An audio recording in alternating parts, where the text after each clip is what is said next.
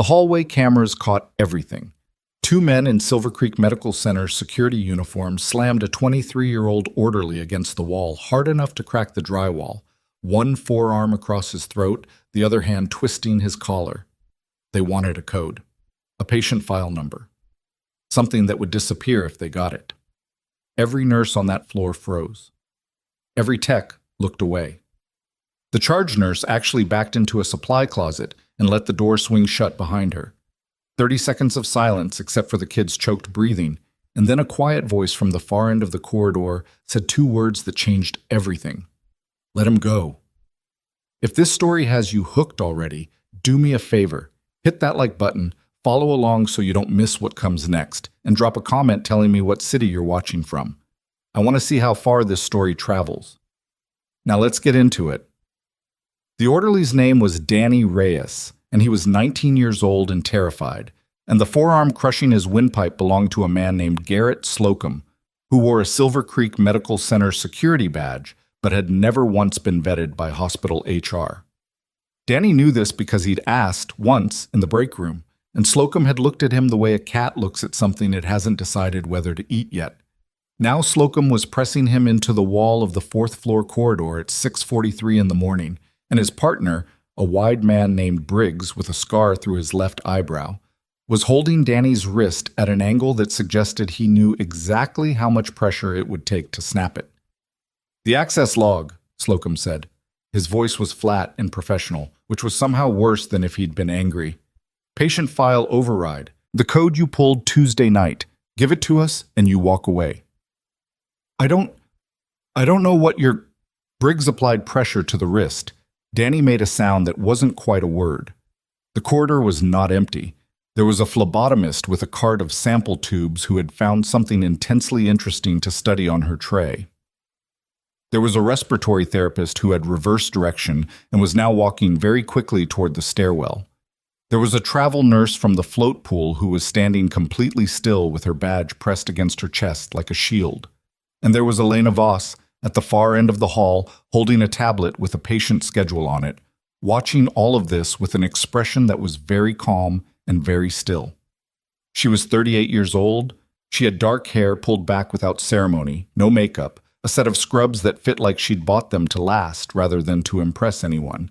She wore a badge that said Elena Voss, RN, Medical Surgical, and she had worked the morning shift at Silver Creek Medical Center for 14 months, and in those 14 months she had developed a reputation for being thorough, quiet, and slightly difficult to read. She set the tablet down on the nearest counter. Let him go. Her voice didn't carry any particular urgency. It wasn't a shout.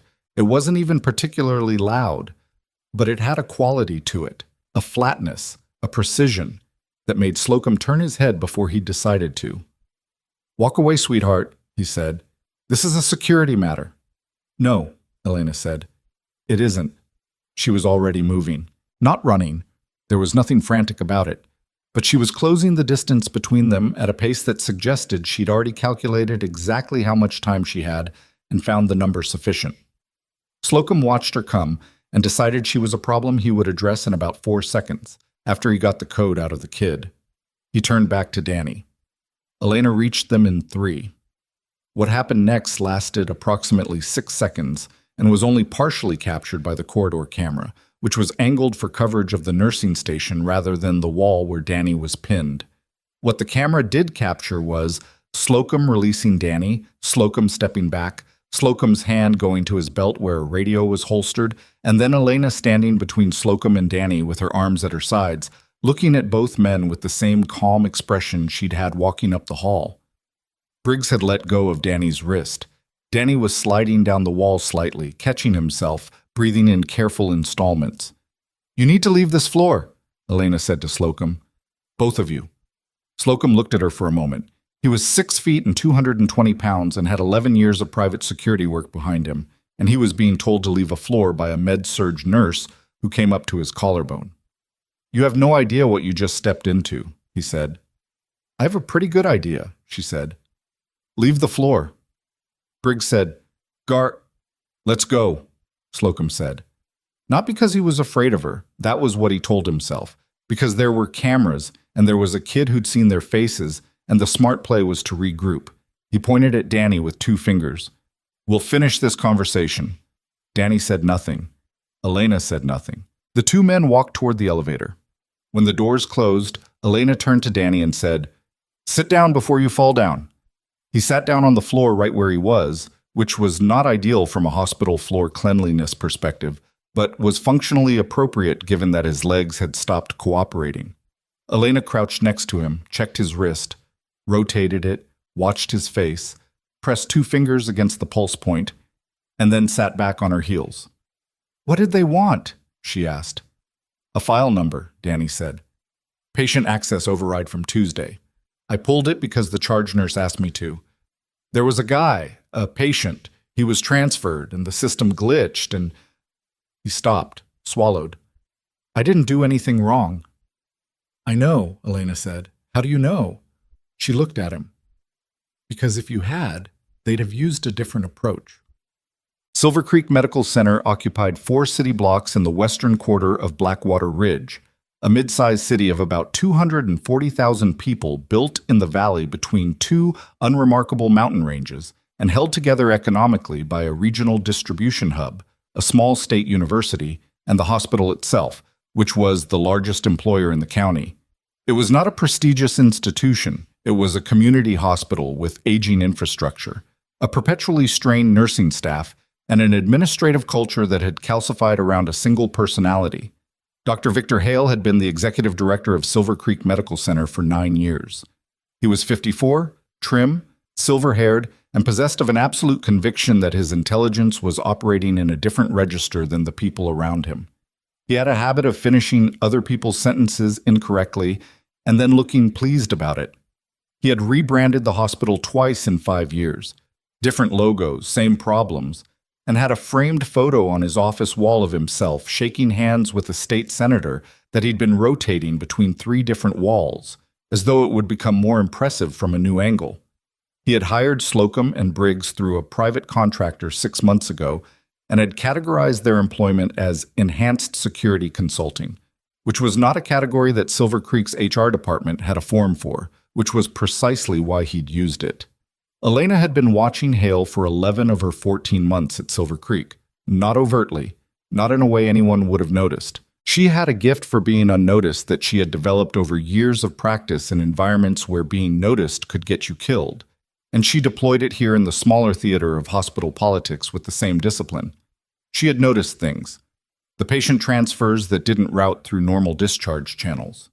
The billing irregularities that showed up in the system logs she had access to as a floor nurse, and which most floor nurses never read carefully.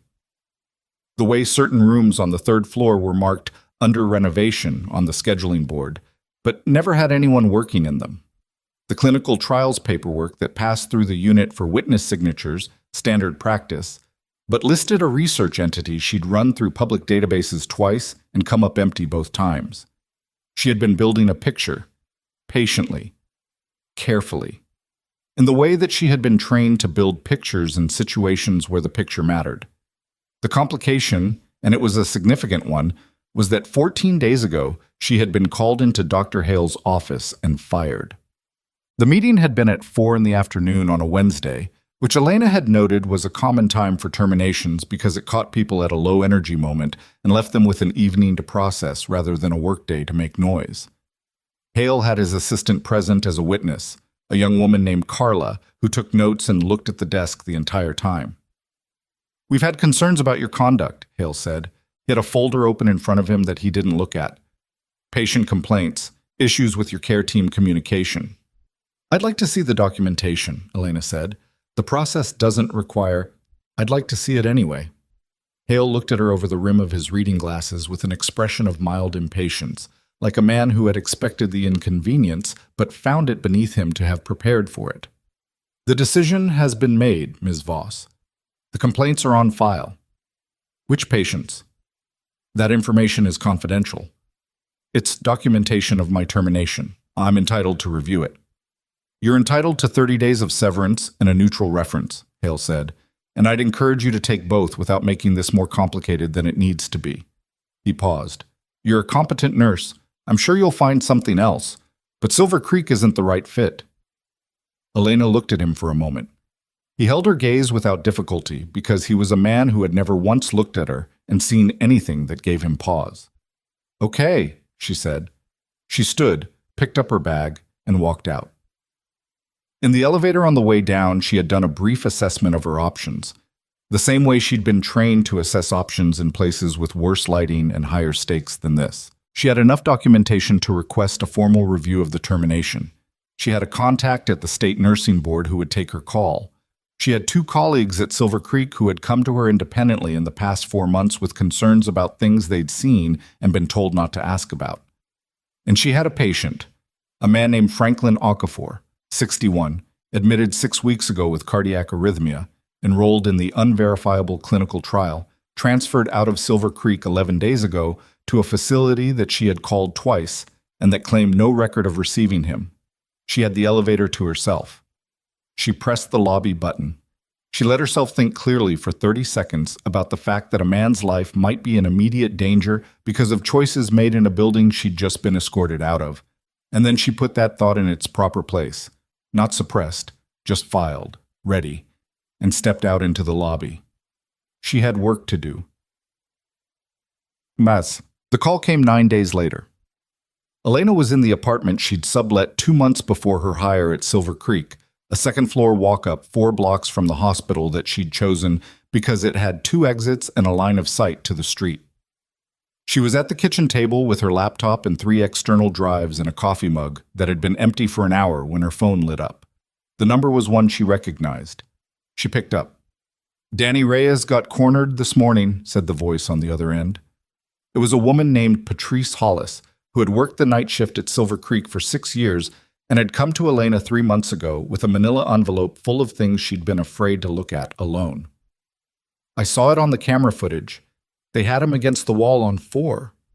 "I know," Elena said. "I was there." A pause. "You were there?" "Elena, they fired you?" "I still have a visitor badge from a patient follow-up last week. It's a gap in their check-in process." She had identified it 11 days ago and had used it twice since. "Is Danny all right?" "Shaken up. He's not talking to anyone about it." "Is Okafor still unaccounted for?" Another pause, longer this time. That's why I'm calling. Someone filed an internal inquiry this morning, requesting the transfer records." "Who filed it?" "Hale's office." "But, Elena, they're not requesting them to find him. They're requesting them to review them before anyone else sees them." Elena was quiet for a moment. Outside, a truck went by on the street below, and the window shuddered slightly in its frame. "That's a 14-day window before those records cycled to the state retention archive," she said. 12 days now." Okay. "Elena, if they alter those records—" "I've already copied them," Elena said, 2 weeks ago." Patrice made a sound that was somewhere between relief and exasperation. "How did you—" "You need to not be involved in what happens next," Elena said. "You and the others. This gets messy from here." "I'm already involved. You provided documentation to someone you believed was reporting a concern through proper channels. That's it. That's your story, and it's the true one. You didn't coordinate anything. You didn't know what I was doing with it. Are you going to tell me what you're doing with it?" Elena looked at the laptop screen, at the spreadsheet that had taken her 9 days to build, cross-referencing billing codes and transfer dates and patient enrollment numbers and the routing identifiers of a research contractor that didn't appear in any public registry but did appear in 3 federal procurement databases under a subsidiary name she'd spent 4 days tracing. "I'm going to make sure it gets to the right people," she said. "The police? The state board?" "No," Elena said. "Higher than that." She went back to Silver Creek at 6 in the morning, 4 days after the call with Patrice, when the shift change was at its most chaotic and the lobby desk was staffed by a single security officer who was managing a family dispute near the ER entrance and had his back to the main doors for 4.5 minutes. She used the visitor badge, signed in as a family visitor under the name the badge carried, and took the stairs to the 4th floor. She was there for 40 minutes.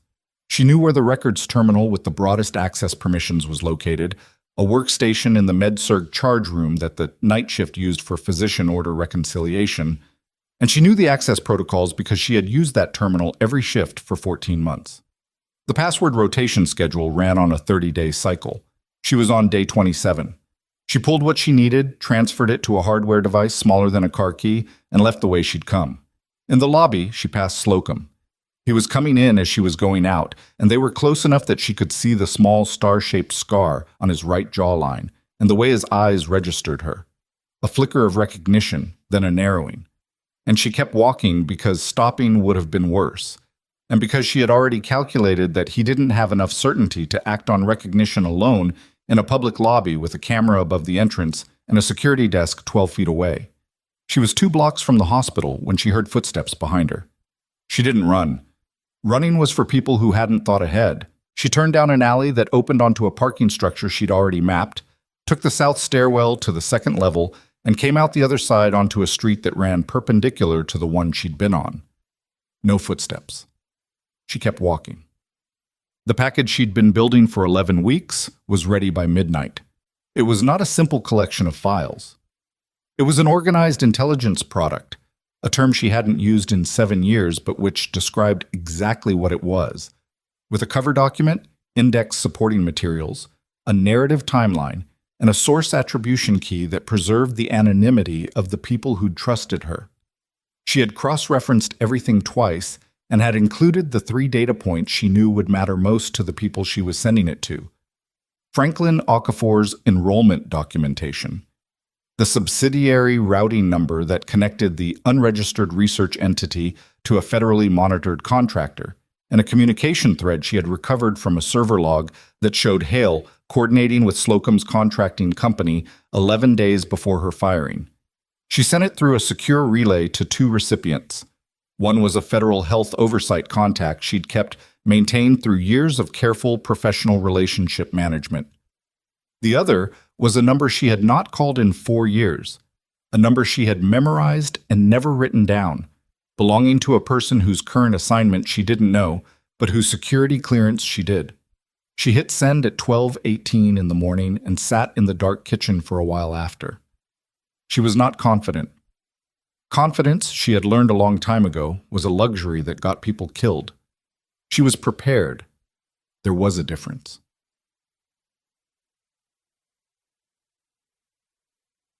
At 6:43 the following morning, she was back on the 4th floor of Silver Creek Medical Center, a fact that, if anyone had been paying attention, would have raised questions about how a terminated employee kept appearing in the building, but nobody was paying that level of attention to Elena Voss, which was itself a useful piece of information, when Danny Reyes was slammed against the wall by Garrett Slocum and Briggs.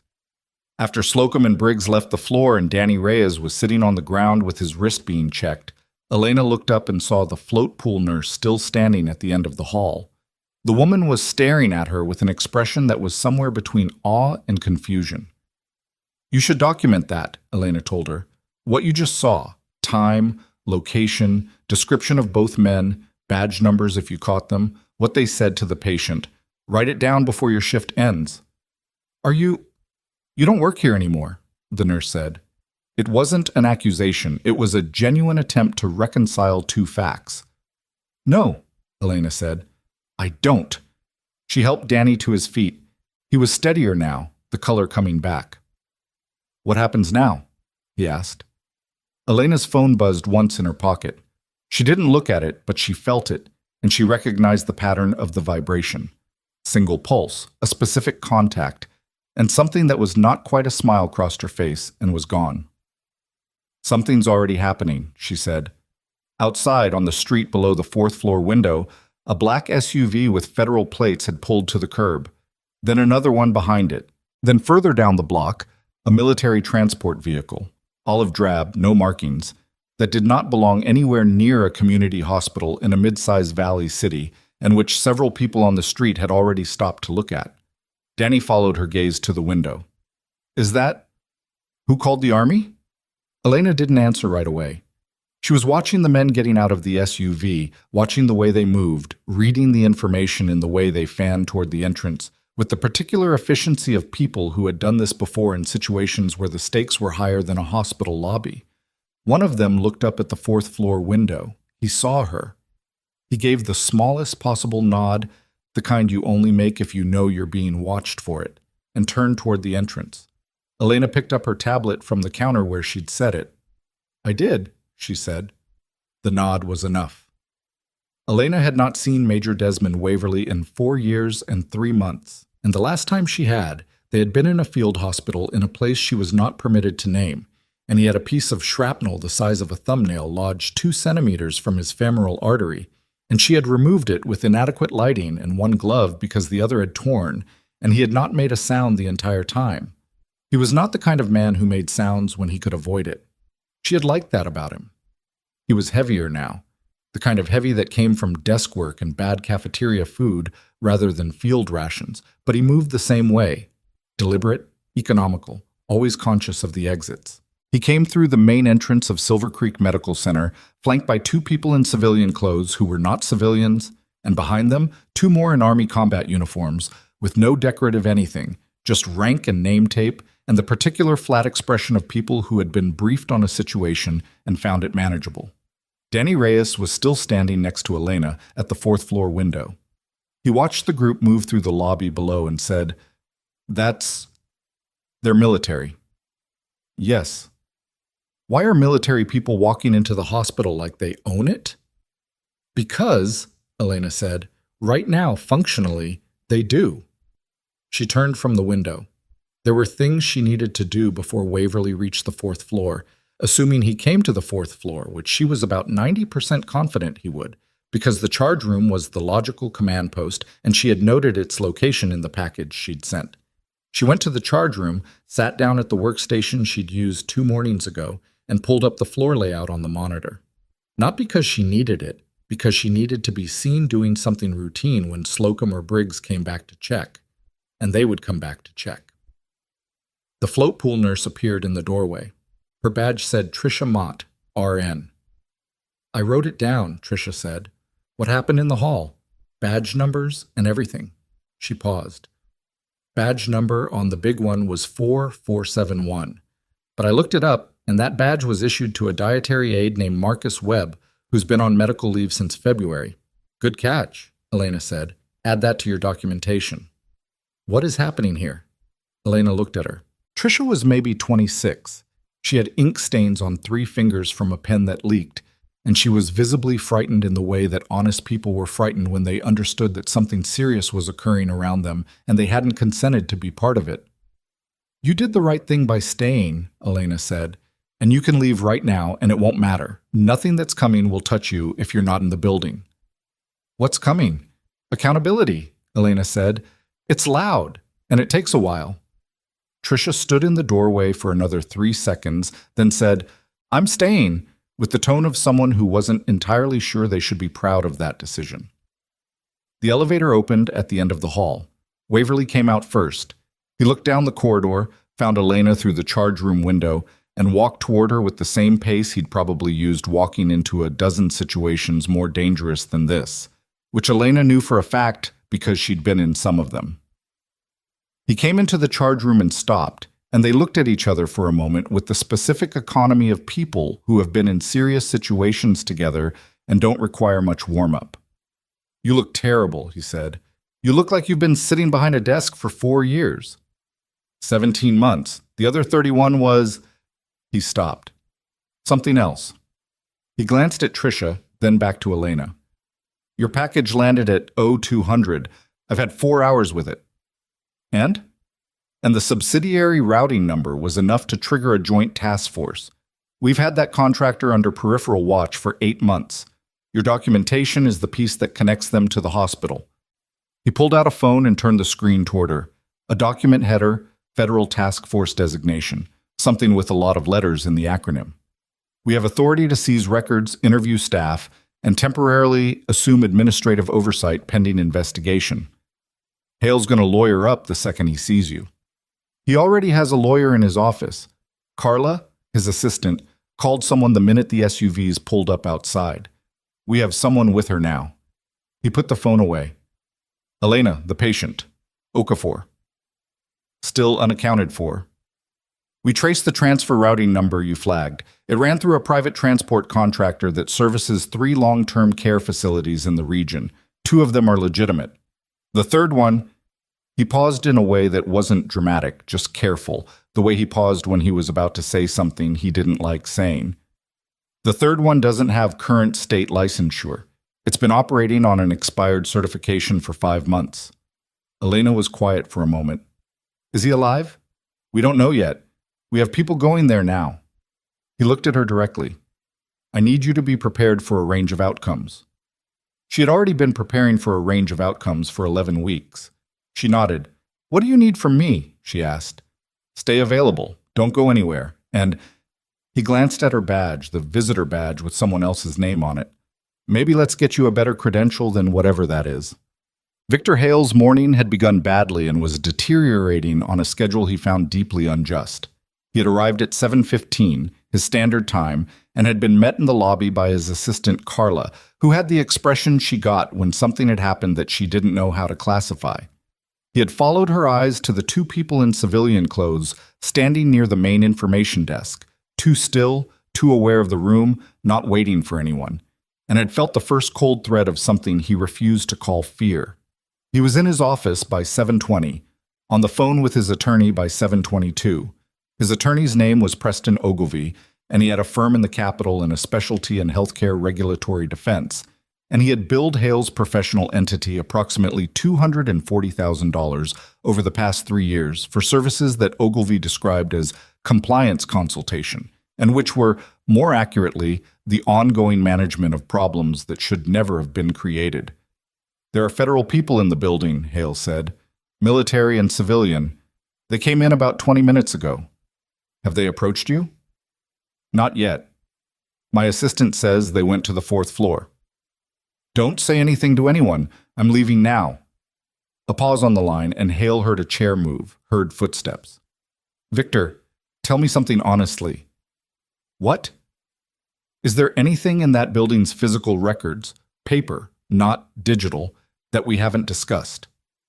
Hale thought about room 318, which had been marked under renovation for 4 months, and which contained 3 filing cabinets that he had personally locked with a combination he had not written down. He thought about the ledger in the bottom drawer of the leftmost cabinet, which was a paper ledger in a building that had otherwise digitized everything, specifically because paper ledgers were not accessible through network terminals and could not be copied by someone with a hardware device smaller than a car key. No, he said. Good, Ogilvy said, and hung up. Hale put the phone down and looked at his desk and thought about room 318. Slocum found Briggs in the stairwell between the 2nd and 3rd floors, which was where they'd arranged to meet if something went sideways on 4. Briggs had a cut on his hand from where he'd hit a door handle coming down the stairs faster than was ideal, and he was pressing a folded paper towel against it with the calm of a man who had dealt with worse. Military, Slocum said. I saw them from the window. How many? 6 I counted, could be more in the vehicles. Briggs looked at the paper towel. The nurse. Yeah. She called them. Yeah. They stood in the stairwell for a moment. The hospital had 4 stairwells and 2 freight elevators and a service corridor that ran the length of the building between the east and west wings, and Slocum knew all of these because knowing them had been part of his job. And his job, his actual job, not the one on the badge, had been to ensure that certain things in this building remained inaccessible to certain people. He had failed at his job in a way that was becoming clear. Hale's going to cut us loose, Briggs said. It wasn't a question. He's going to try. So what do we do? Slocum thought about the woman at the end of the 4th floor corridor this morning, the way she'd walked toward him, the way she hadn't had any of the tells, no elevated breathing, no hesitation in the stride, no glance at the exits the way frightened people did. He'd dismissed it as bravado. Women pulled bravado sometimes, in his experience, when they'd decided to be brave about something. He'd been wrong, and he was professional enough to acknowledge that he'd been wrong, even if he was not the type to dwell on it. We need to be out of this building, he said. Now. Not through the main lobby. Service corridor? Service corridor. They moved. They made it as far as the loading dock on the building's east side, where a delivery truck was backing in and a facilities staff member in a gray uniform was directing it with hand signals. The dock opened onto a fenced service lot that connected to the street. It was a clean exit. Slocum had used it twice before for exactly this kind of situation, and it had worked both times. This was the third time, and when they came through the dock door, there were two people already in the service lot who were not facilities staff and who were not delivery personnel, and who had the particular stillness of people who were waiting for someone specific. One of them said, "Garrett Slocum and Michael Briggs. Please keep your hands where I can see them." Slocum stopped. He did a very fast inventory of his options, which was one of the things he was genuinely good at, and the inventory came back shorter than he'd hoped. They were in a fenced enclosure. The truck was blocking the dock door behind them. There were two people in front of him, and he now registered one more to his left near the fence line that he hadn't seen immediately. "Hands," the first person said again. Slocum raised his hands. Elena was in the charge room when her phone buzzed twice in quick succession, Waverly's contact code for a status update, and she stepped into the corridor to take the call. "Slocum and Briggs are in custody," he said. "Loading dock. They didn't resist." "Hale?" "Still in his office with his attorney. We're not moving on him yet. We're waiting on the Okafor location confirmation before we approach, so we have the full picture when we do." "How long?" "Our team is 40 minutes out from the facility." A pause. "Elena, there's something else." She waited. "The research contractor your subsidiary routing number connected to, we pulled their federal procurement file. They've been active in 7 hospital systems across 4 states. Silver Creek is not the only one." She processed that. 7 hospitals, which meant Franklin Okafor was not an anomaly. He was a data point in a larger pattern, which was both worse and, from an evidence standpoint, substantially better. "How many patients?" she asked. "We're still working the numbers. Minimum estimate right now is 31 enrolled across the 7 sites. We have confirmed locations for 28. She did not ask about the remaining 3. The math was self-explanatory. "The federal health oversight contact I copied on the package," she started. "Already in contact with my task force lead. They're coordinating." Another pause. "You did good work, Elena. The package was thorough." "Don't do that yet," she said. "Do what?" "The past tense. We're not done." She ended the call and stood in the corridor for a moment.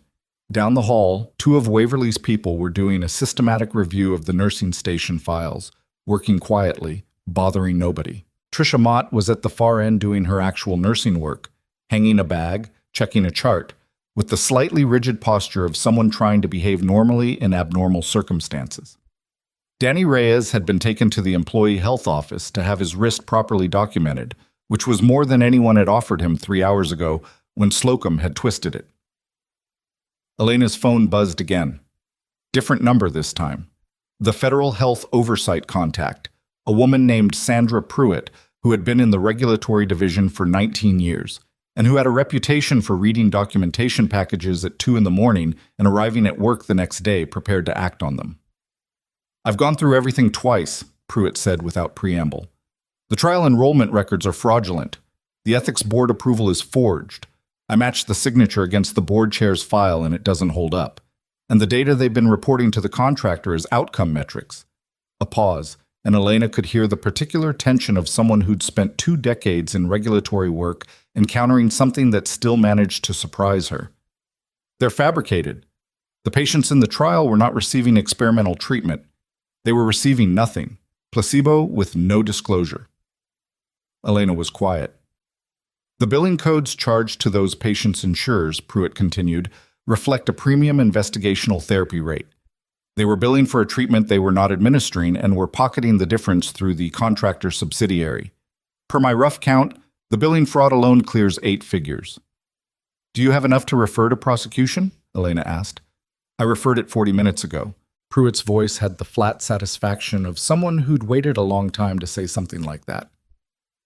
"Elena, this woman, the patient intake coordinator who signed off on the enrollment paperwork, Adonna Castle, she's been at Silver Creek for 11 years, Elena said. She's not a bad person. She signed what she was told to sign, and I don't think she understood what she was signing. That's going to matter depending on what investigators find. I can't promise anything. I'm not asking you to promise anything. I'm giving you context. Noted. A brief pause. The patient, Okafor. Still working on location confirmation. If he's alive and recoverable, Pruitt said, and if his testimony corroborates the enrollment documentation, she stopped. You know what that means. Yeah, Elena said. I know. She put the phone away and walked back into the charge room. Waverly was there now, sitting in a chair that was slightly too small for him with a laptop open, talking in a low voice to someone on his own phone. He glanced up, registered her expression, and finished his call. Pruitt referred to prosecution, Elena said. I know. She copied my task force lead.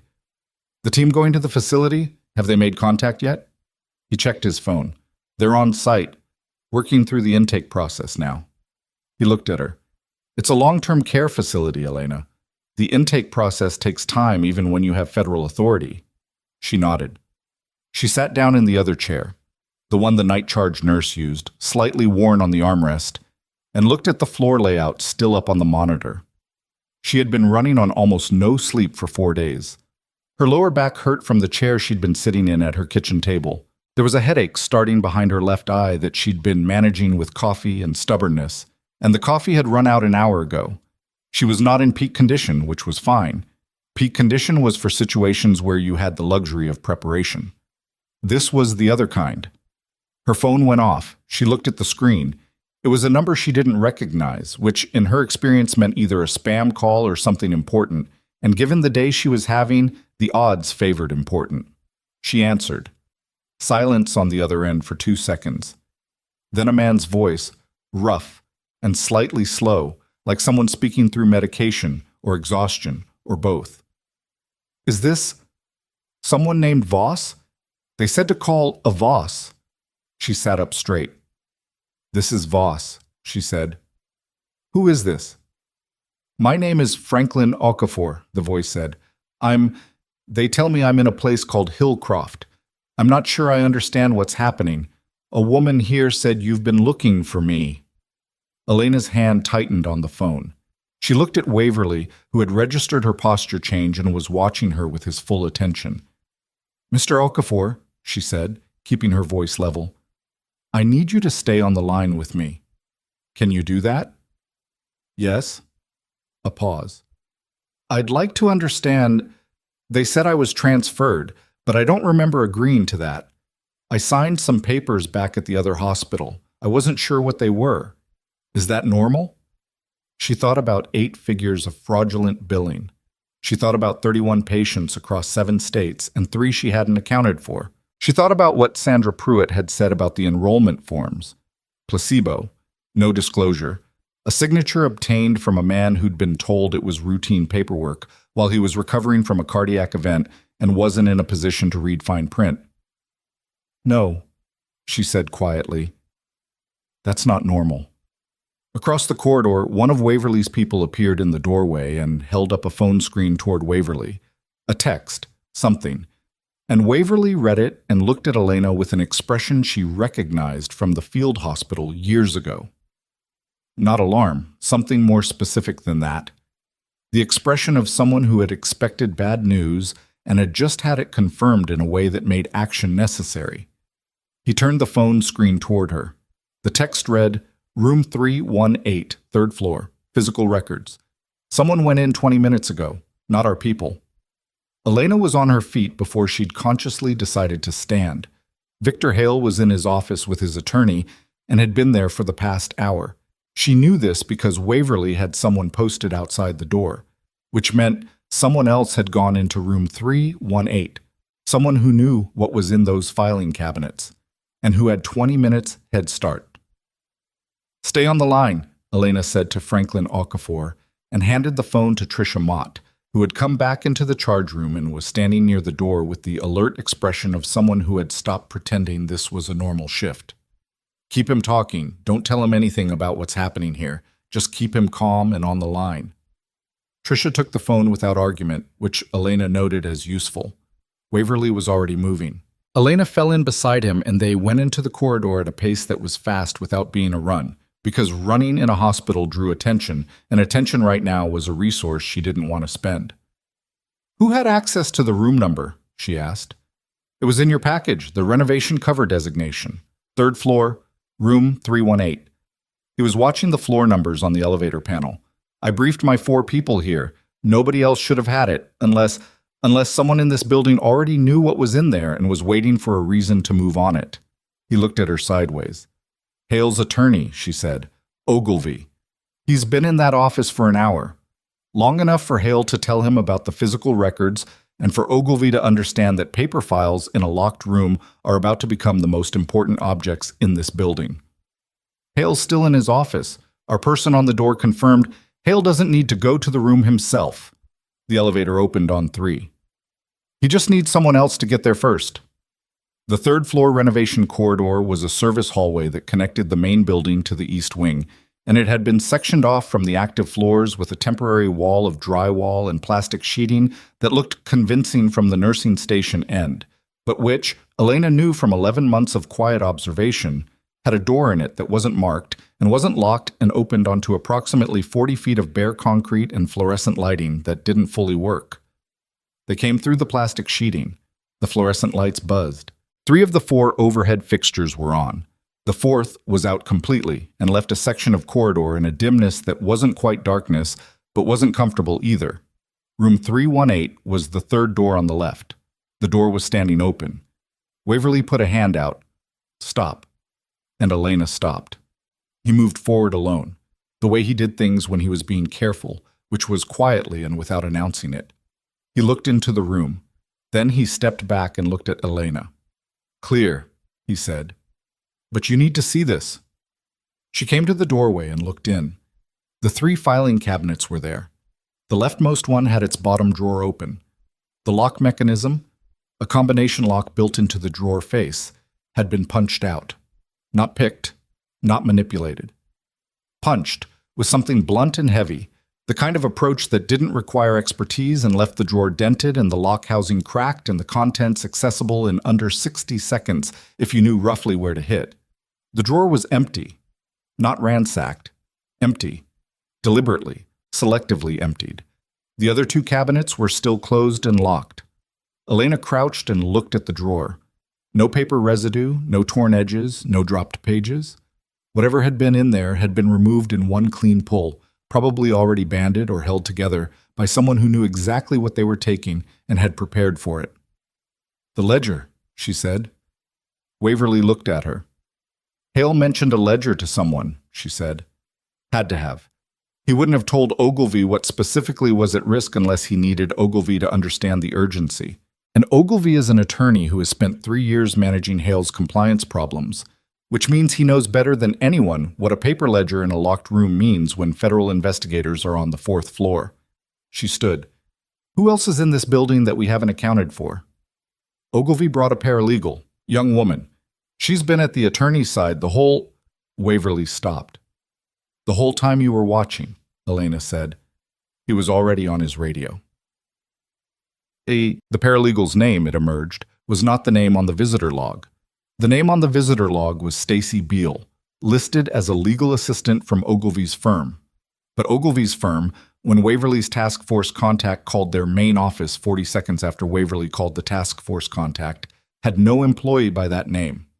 They had a paralegal with a similar name, Stacy Bell, who was currently in the Capitol at a deposition and had been since 8 that morning.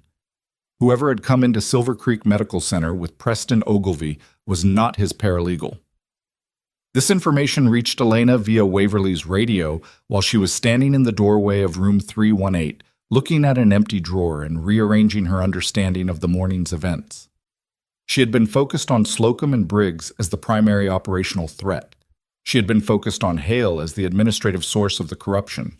She had not adequately weighted the possibility that the attorney, the person brought in explicitly to manage the situation, had brought with him someone whose role was not legal but logistical. Remove the evidence. That was the role. Get the paper before the paper gets into federal hands. She's still in the building, Elena said. She came in with Ogilvy. There's no record of her leaving. The exits are monitored? Main lobby and ER entrance since 0730, Waverly said. Loading dock since we picked up Slocum and Briggs. Service corridor between east and west wings. There's a maintenance access door at the north end that opens onto the alley behind the building. It doesn't have a camera because it was listed as a fire egress and the camera was on the renovation schedule. She looked at him. My renovation schedule.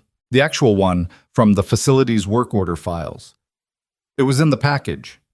He was already on the radio again. Elena was already moving toward the north end of the service corridor. She heard the door before she saw it, the magnetic seal releasing, a sound like a breath exhaled, and she pushed through the last section of plastic sheeting and came into the maintenance corridor at the building's north end, just as the access door at the far end was swinging closed. She covered the distance in 8 seconds and put her shoulder into the door before it latched. The alley behind Silver Creek Medical Center's east wing was a service alley. Dumpsters, a stack of compressed cardboard, a utility box mounted on the exterior wall, and it ran between the hospital and a 5-story parking structure, narrow enough that light reached the ground only in the middle hours of the day. At this hour, it was in full shadow. The woman was 10 feet ahead of her. She was wearing a dark blazer and carrying a messenger bag that had not been empty when she came into the building, but was clearly not empty now. It sat heavy on her shoulder, the strap pulled taut, and she was walking fast in the direction of the parking structure's ground-level entrance. "Stop," Elena said. The woman kept walking, which was the expected response, and Elena closed the distance between them in a way that was not complicated and did not require anything dramatic. She stepped around to the woman's left, put herself in the woman's path, and stopped. They were facing each other. The woman was in her 30s, short dark hair, a face that was arranging itself into the expression of someone who intended to claim innocence and had probably rehearsed the claim. "The bag," Elena said. "I don't know who you are." "The bag. Put it down." "You have no authority to—" "You're right," Elena said. "I don't. But the men coming through that door in about 45 seconds do." The woman looked at the door, looked back at Elena, made a calculation. Elena could see the calculation happening, could see the moment when the woman's eyes moved to Elena's left and then right, checking for an open angle, and Elena shifted her weight just slightly to close the angle the woman had identified, which was enough information for the woman to understand that the calculation had come back negative. The door opened. 2 of Waverly's people came through. The woman put the bag down. Awesome. The ledger was intact. All of it. 114 pages of handwritten entries in Victor Hale's own hand. A financial record of 4 years of transactions between Silver Creek Medical Center's administrative accounts and the contractor subsidiary, cross-referenced by patient enrollment number and payment date. It was, as evidence went, extraordinary.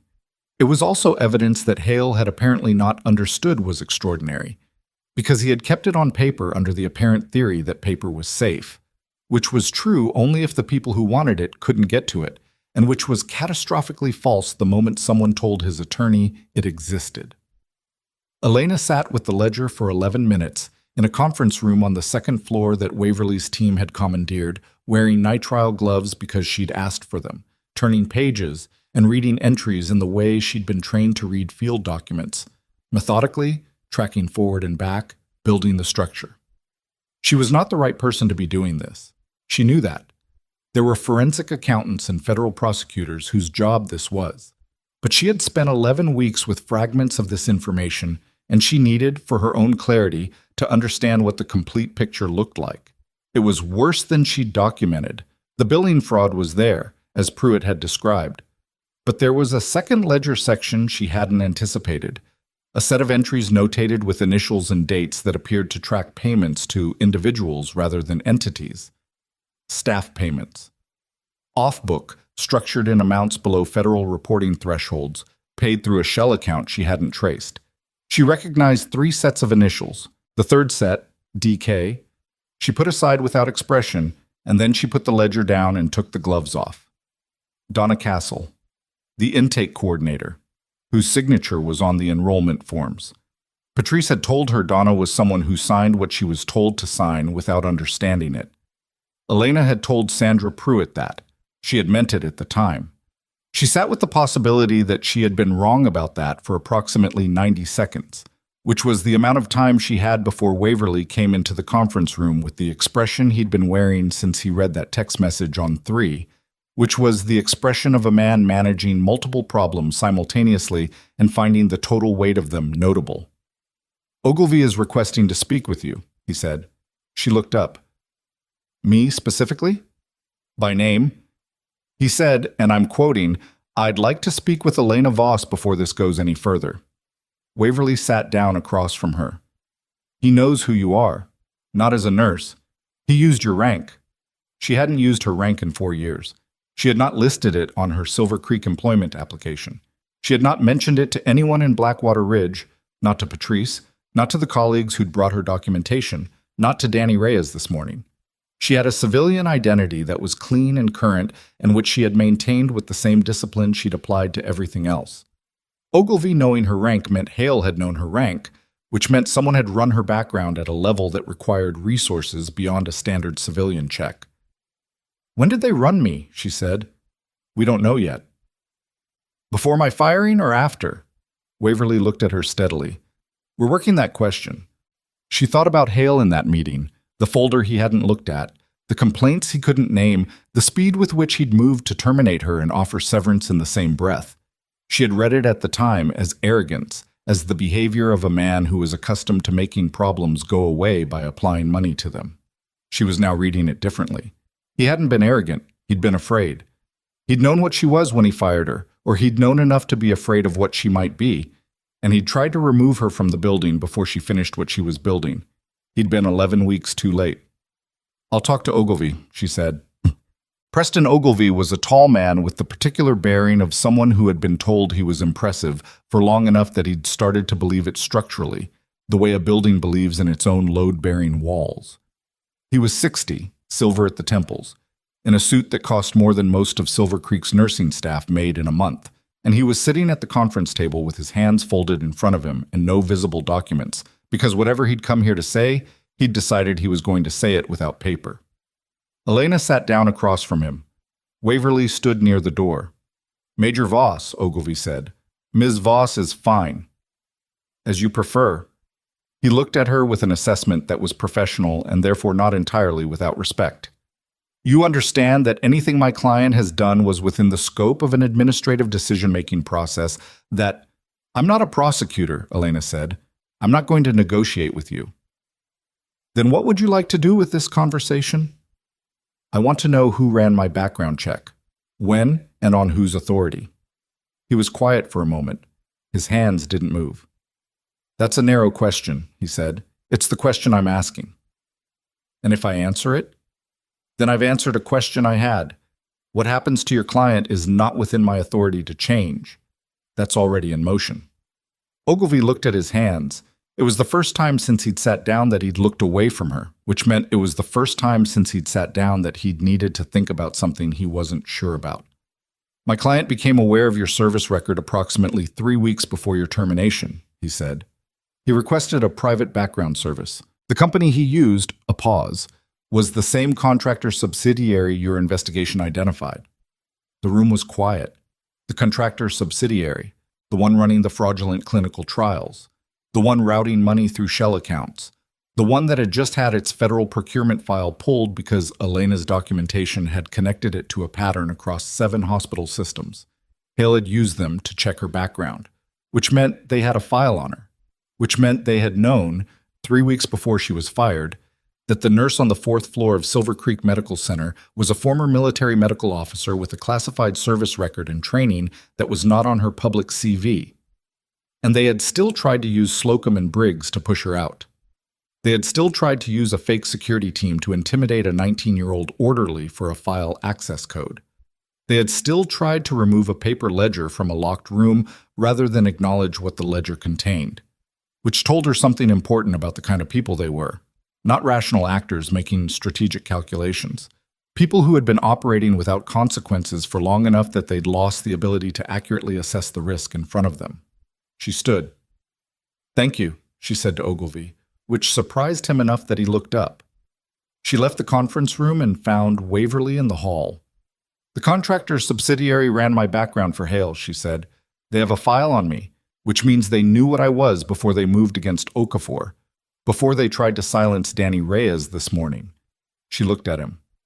This wasn't administrative sloppiness, Des. They knew there was someone in this building who could bring them down, and they moved anyway, because they thought you were already gone, Waverly said. They thought I was a fired nurse with a severance offer. She paused. I want that file. Whatever the contractor has on me, I want it in the evidence chain. I'll get a subpoena on the contractor's records this afternoon. He looked at her carefully. Are you all right? It was a question she didn't answer immediately because she was doing a rapid and honest assessment of the answer, and the answer was more complicated than yes or no. She was tired. Her head hurt. She had just learned that an organization running fraudulent clinical trials on cardiac patients had a file with her classified service history in it, and she did not yet know what was in that file or who else had access to it. She had spent 11 weeks building something methodically and carefully, and the structure had held, and that was good. And she was still aware of the 3 patients across 7 sites she hadn't been able to locate yet. I'm functional, she said. Waverly seemed to find this acceptable. His radio went off. He listened for 4 seconds, and his face did the thing it had done when he'd shown her the text about room 318. What? She said. He lowered the radio. Okafor. The team at Hillcroft has him. He's... A pause that was too long. He's alive, stable, but he presented with symptoms consistent with untreated arrhythmia. He's been there for 6 weeks and his cardiac medication was discontinued upon transfer. She heard what that meant. She heard it clearly. A 61-year-old man with a known cardiac arrhythmia enrolled in a fraudulent clinical trial that provided placebo rather than treatment, transferred to an unlicensed facility, and taken off his cardiac medication for 6 weeks. What's his current rhythm, she asked, and her voice was flat because she needed it flat. Paramedics on scene are describing intermittent second-degree block. They're stabilizing for transport. She knew what second-degree heart block meant in a 61-year-old who'd been in an unlicensed facility for 6 weeks with no cardiac medication. She knew what the range of outcomes looked like and how fast that range could narrow. Which hospital is he going to? They're looking at options. Silver Creek has a cardiac unit, she said.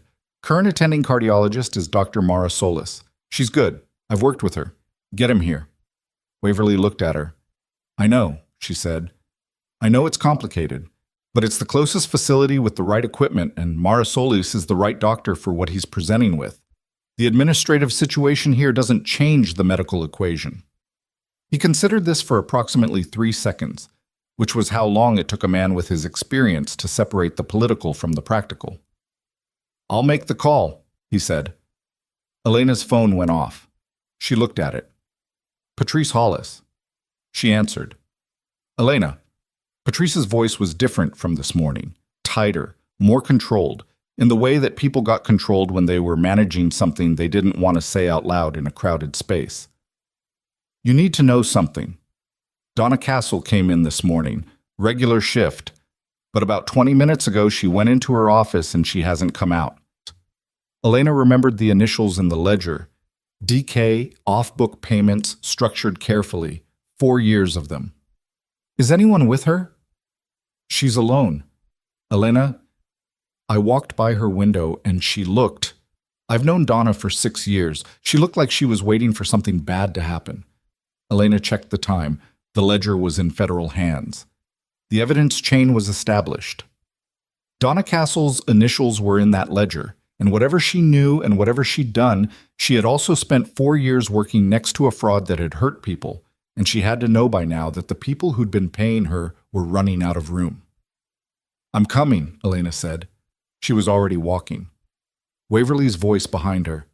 Elena, where? Intake office, 2nd floor. She didn't slow down. There may be a welfare situation. She took the stairs. 2nd floor, east corridor, past the admissions desk where 2 of Waverly's people were working through filing cabinets, and a clerk was watching them from across the room with the expression of someone witnessing something she didn't have a category for.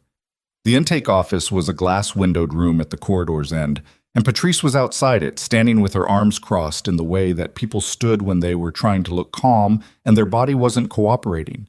She saw Elena coming, and her shoulders dropped slightly with something that was somewhere between relief and dread. "She's still in there," Patrice said quietly. "She hasn't answered when I knocked." Elena looked through the glass. Donna Castle was sitting at her desk. She was a woman in her mid-50s, heavy-set, with reading glasses pushed up on her forehead, and a mug of something on the desk in front of her that she wasn't drinking. She was looking at her statement. One hand was on the mouse, the other was in her lap. Elena knocked twice. Donna didn't look up. She opened the door. Donna Castle looked up then, and her face did several things in rapid sequence that Elena processed in the way she'd been trained to process faces. The initial flinch, which was fear. The recognition, which complicated the fear, because she knew who Elena was and what Elena's presence here today meant. And beneath both of those, something older and more tired than either of them. "I knew it would be you," Donna said, eventually. Elena came in and sat down in the chair across from the desk. She did not have authority here. She was a terminated employee in a building where she had been using an expired visitor badge, and she had no legal standing to conduct anything that resembled an interrogation, and she was not going to conduct one. "Are you okay?" she asked. Donna blinked. Apparently that had not been what she was expecting. I'm not sure how to answer that." She looked at the screen, then back at Elena. "I've been looking at my bank records, the deposits. I told myself—" She stopped. "It doesn't matter what I told myself." "It might matter," Elena said, "depending." "I signed the forms," Donna said. "I knew they weren't standard. I told myself they were an administrative shortcut, that the clinical review had happened elsewhere, and this was just—" She stopped again. Her hand came up from her lap and covered her mouth briefly. "How many patients?" Elena looked at her. "How many patients were—" Donna's voice broke slightly, the word catching somewhere in the middle. "Were enrolled in the trial. That wasn't a trial." 31 that we know of," Elena said, "across 7 hospitals." The number landed. Elena watched it land. Donna's hand came back up. "One of them was a man named Okafor," Elena said. "He's being transported here right now. Cardiac event resulting from discontinued medication." Donna closed her eyes. Not dramatically. Just closed them, like someone absorbing a physical impact and needing a moment to assess the damage. "I'll cooperate," she said. "Whatever they need. I'll cooperate with everything." "I'll make sure the right people know that," Elena said. She stood. Outside the glass, Patrice was watching. Further down the corridor, the admissions clerk had moved slightly, turned enough to see the intake office. And beyond that, Elena registered this with the particular peripheral attention she'd developed in environments where peripheral attention saved lives. Something was wrong with the shape of the people at the far end of the corridor. 3 of Waverly's people. She recognized 2 of them. The third one she didn't. She looked again. The third person was not wearing the same type of civilian clothes as Waverly's team. This person was in scrubs, which was fine in a hospital, except that the scrubs were wrong. The wrong shade of blue for Silver Creek, slightly too clean at the cuffs for someone who'd been working a clinical shift. And the person was not looking at the filing cabinet they were standing near. They were looking at a phone. And the phone's camera was facing not toward the filing cabinet, but toward the conference room at the corridor's end, where the ledger had been placed in an evidence bag on the table 40 minutes ago. Elena was moving before she fully processed why. She covered the distance in the time it took Waverly's 2 people to register she was moving and turned to look at her, which was not fast enough because the person in the wrong scrubs had already registered her movement and made the decision that movement meant the situation had changed. And the phone went into a pocket and the person turned for the stairwell door at a pace that was too fast for a nurse on a routine task. Elena hit the stairwell door 2 seconds behind them and started down. The stairwell at Silver Creek's East Wing was a standard institutional design, concrete stairs, metal rail, 4 landings between floors, and sound carried in it the way sound carried in a stone corridor, which meant she could hear footsteps below her and track the pace and the distance without seeing the person. 1 floor below. Moving fast, but not at a full run. Either they didn't know she was behind them or they decided running would be worse. She came out of the stairwell 1 floor down, lobby level, and the corridor was the main ground floor hallway, wide, busy, 2 gurneys being moved, a family with a child near the information desk, the controlled mid-morning chaos of a hospital that was still trying to function despite federal investigators on 3 of its 4 floors. The person in the wrong scrubs was 30 feet ahead and heading for the main entrance. And standing between them and the main entrance, coming through the sliding doors from the parking lot side, was a man in a dark coat who had not come this morning with Waverly's team and who was not part of hospital staff, and who Elena had never seen before. The person in the scrubs saw him at the same moment Elena did. They stopped. The man in the dark coat looked past them, found Elena, and his hand went inside his coat. Elena's read on the man took less than 2 seconds. Dark coat, mid-40s, the kind of stillness that wasn't natural but trained. His hand had gone inside the coat and stopped there, which meant he'd registered the lobby, the family near the information desk, the gurneys, the people, and made a calculation. Not here. Too many witnesses, too many cameras, too much noise. His hand came back out empty, and he shifted his weight to his left foot, which was the foot closer to the sliding doors, which meant his instinct was retreat rather than engagement. The person in the wrong scrubs was frozen between them. Elena didn't run.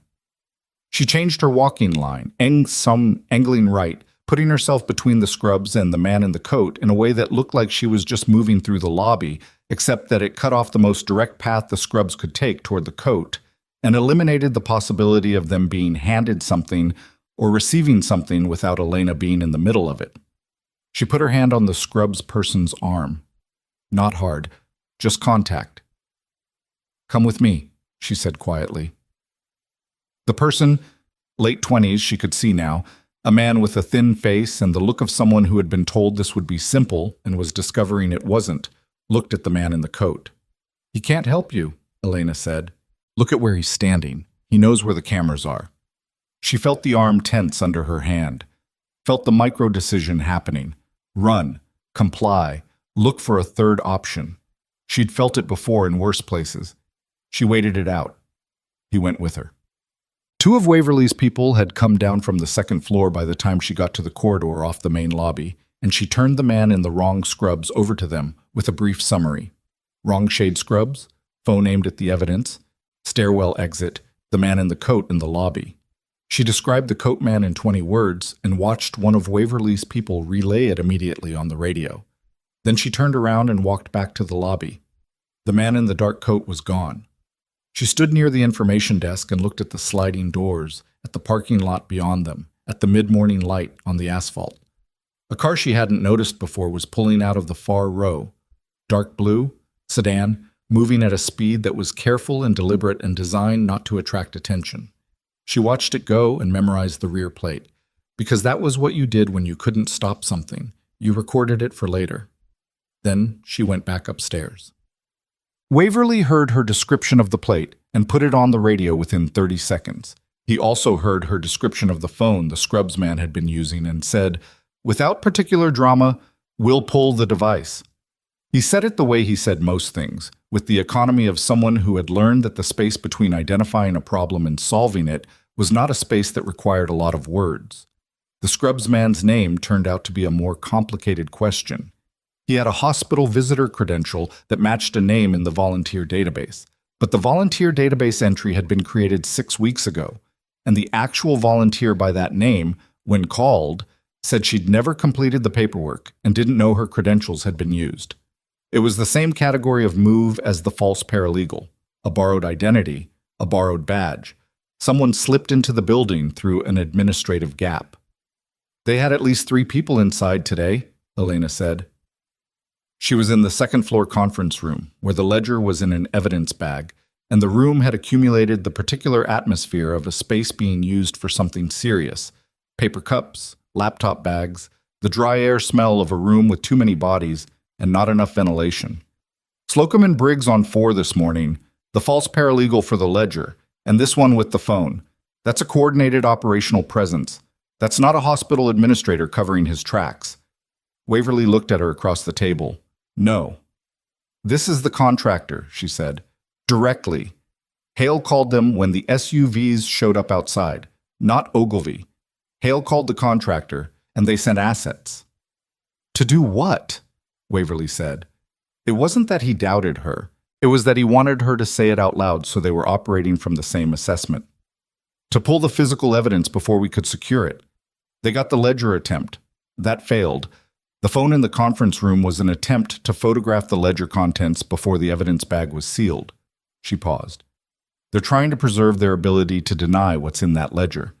If the original document goes into evidence, but they have photographs of every page, they can build an argument later that the document was altered. That's a weak argument. It's a delay argument. They don't need to win it. They need to slow the prosecution timeline down long enough to move money and people. She looked at the evidence bag. What's the seal status on the ledger? Sealed and logged 30 minutes ago. Chain of custody is clean. Good. She sat back. Her lower back had graduated from manageable to actively unpleasant somewhere in the last hour, and she was ignoring it with the same approach she applied to most physical discomforts, which was to continue doing what needed to be done until she had the option to stop. The car. Dark blue sedan. Plate's running now. It'll take a few minutes. While we wait, she said, I want to talk about the 7 hospital systems. The task force contact Waverly had been coordinating with was a woman named Agent Reese Calloway, Federal Health Crimes Unit, who had been working the contractor's subsidiary angle from her end for 8 months, and who had, according to Waverly, the particular quality of a person who was very good at her job and had been waiting for the piece that made the whole thing prosecutable. Elena's package had been that piece. Calloway joined by secure video from the Capitol on a laptop propped at the end of the conference table, and Elena spoke with her for 22 minutes. It was a different kind of conversation than the one she'd had with Ogilvy. Calloway listened with the whole-body attention of someone taking a deposition, interrupting only to clarify timelines. And when Elena finished, Calloway was quiet for a moment and then said, The contractor used their own surveillance tool on you, the background check they ran for Hale. Yes? That's a separate charge basis from the healthcare fraud. Using a surveillance product on a federal subject without authorization? She stopped. Are you still active? Elena looked at Waverly. Inactive reserve, he said, but her service record is classified at a level that makes unauthorized access a federal offense regardless. Calloway wrote something. Okay, she said. I'm adding that to the charge matrix. She looked up from her notes. Ms. Voss, the 3 patients we haven't located. Yes. We found one 20 minutes ago. A woman named Ida Broussard, 73, at a facility in another state. She's alive. Critical, but alive. Calloway's voice was level. The other 2 are still open. Elena nodded. I want you to know, Calloway said, that the work you did, the 11 weeks of documentation, the source protection, the way you structured the package, it's clean. It will hold. There is nothing in what you built that gives a defense attorney a thread to pull. She paused. I've seen federal agents with more resources and more time produce worse intelligence products than what you sent me at midnight. I had good training, Elena said. You had something else too, Calloway said. You had a reason. She closed her notebook. We're moving on the other 6 hospital systems this afternoon, simultaneous, so nobody tips off nobody. I'm coordinating with 6 field offices right now. She looked at her watch. And we're going to need a formal statement from you at some point. When you have an hour. I'll find an hour, Elena said. Victor Hale's attorney advised him to say nothing, which was the correct advice, and which Hale followed for approximately 40 minutes before he stopped following it. Elena wasn't in the room when Hale started talking. She heard about it from Waverly, who had heard it from the agent who'd been in the room conducting what was technically a voluntary interview, which Ogilvy had consented to on Hale's behalf and had been trying to navigate since it began. Hale had held the line on administrative decisions and regulatory compliance and the scope of executive authority in hospital governance. He had been measured and articulate and clearly rehearsed. And then the agent had placed a single page on the table, a page from the ledger, a page with initials and dates and numbers that were specific enough that the initials were not deniable. Hale had looked at the page for a moment, and then he had said, That wasn't supposed to be here. Ogilvy had said, Victor, that was supposed to be... Hale had stopped, looked at Ogilvy, looked back at the page. How is that here? And from that moment, whatever shape Ogilvy had been trying to maintain around his client's exposure had started to come apart because a man who said that wasn't supposed to be here about a document had just confirmed the document was real. And a man who looked at his attorney with that particular expression had just told everyone in the room that there was a gap between what he'd told his attorney and what actually existed. Waverly told Elena this with the same flat economy he used for most information. She listened and thought about Hale in the termination meeting, the folder he hadn't looked at, the glasses, the mild impatience, and felt something that wasn't satisfaction, exactly. Something more tired than that. The feeling of having been right about something you wish you hadn't needed to be right about. "What did Ogilvy do?" she asked. "Stopped the interview, but the damage was already—" Waverly made a small gesture. "He confirmed the ledger, in front of a federal agent and a recorder." He paused. His lawyer is now in a very difficult position. What? Franklin Okafor arrived at Silver Creek Medical Center at 11:47 in the morning via ambulance, with 2 paramedics and a cardiac monitor showing the intermittent second-degree block Waverly's team had described. Dr. Mara Solis was waiting in the ER with a charge nurse and a resident, and they had Okafor on a 12 lead within 4 minutes of arrival. Elena was not in the ER. She had no clinical role here, no active credentials, and she was professionally self-aware enough to know that her presence in that room would have been for her own benefit rather than Okafor's. And she wasn't going to do that to him or to Mara Solis, who needed her space to work. She sat in the family waiting area outside the ER and looked at the floor and thought about a 61-year-old man who had gone to a hospital with a cardiac arrhythmia, signed a form he hadn't understood, and spent 6 weeks in an unlicensed facility without his medication. And she thought about the 31 patients across 7 states. And she thought about the 2 she still couldn't locate. And she held all of that in the way she'd been trained to hold the weight of outcomes she hadn't been able to prevent. Not suppressed, not set aside, just present and acknowledged and not allowed to interfere with what still needed doing. A hand appeared at the edge of her vision. She looked up. Patrice Hollis sat down next to her. They didn't say anything for a moment.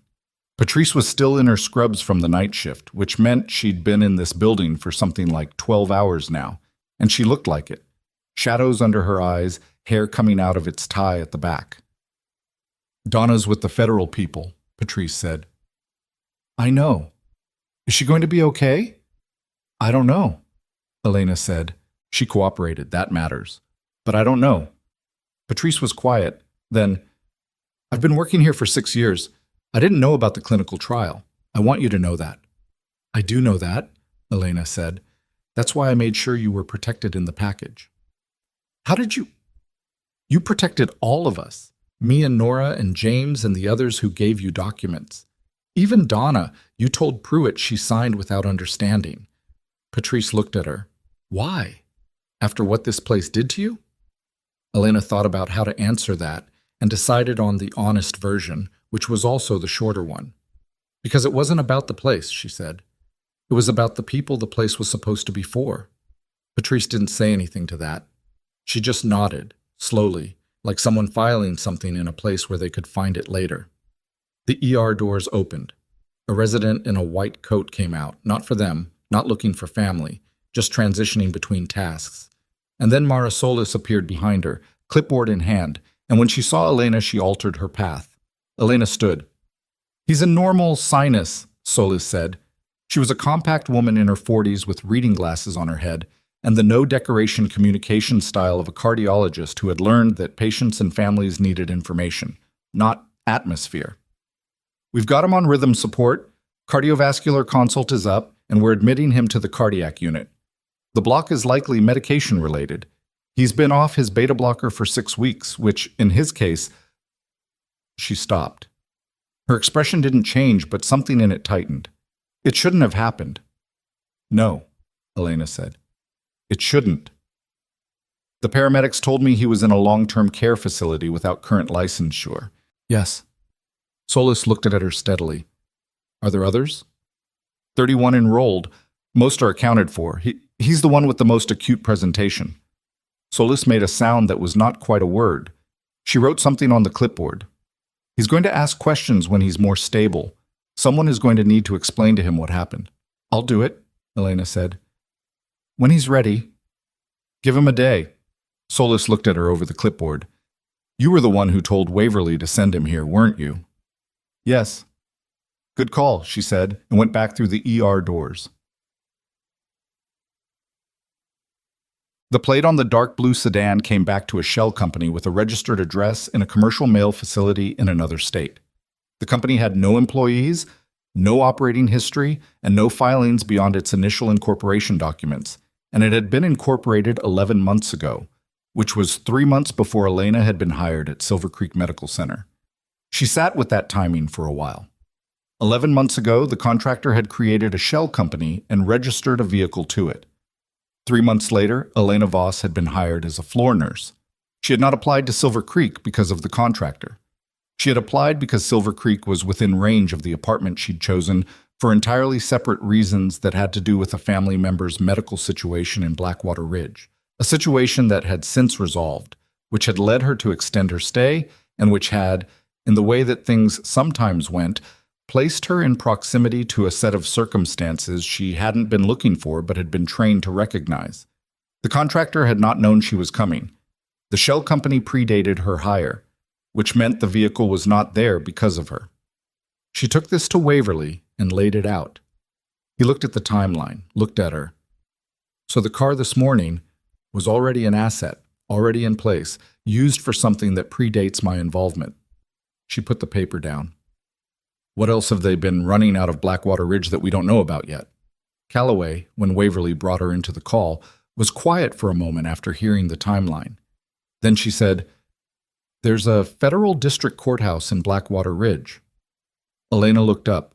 The contractor has been providing security services to the courthouse facilities management company for 14 months, Calloway said. Her voice had the particular quality it got when she was saying something that was worse than what she'd expected to say.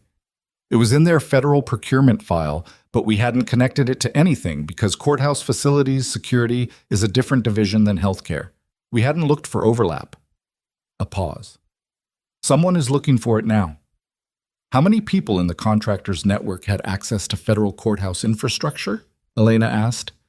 We're still mapping it. Elena thought about what you could do with 14 months of access to a federal courthouse. The document servers, the scheduling systems, the security protocols around sealed filings.